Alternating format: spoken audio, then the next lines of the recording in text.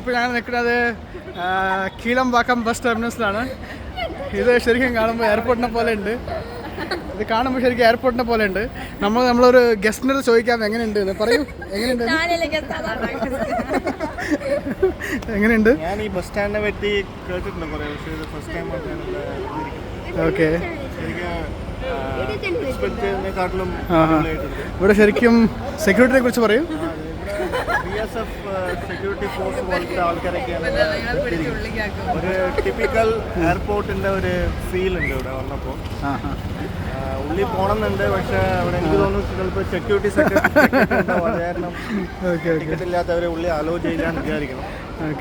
ഇവിടെ സുരേഷ് മാമൻ്റെ അടുത്ത് പറഞ്ഞിട്ട് പോയി കുറച്ച് ഫോട്ടോസൊക്കെ എടുത്ത് അയക്കാൻ പറഞ്ഞു.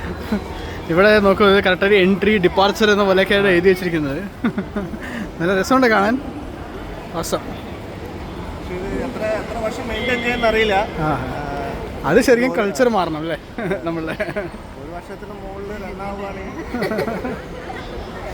എന്താ മാഡത്തിന് എന്തോ പറയേണ്ടത് തോന്നുന്നു? എന്തോ പറയേണ്ടത് തോന്നുന്നു?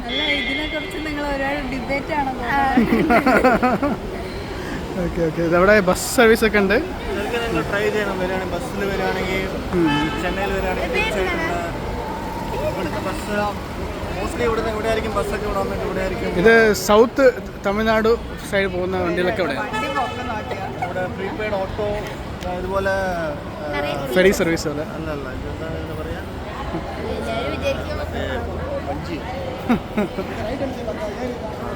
വണ്ടി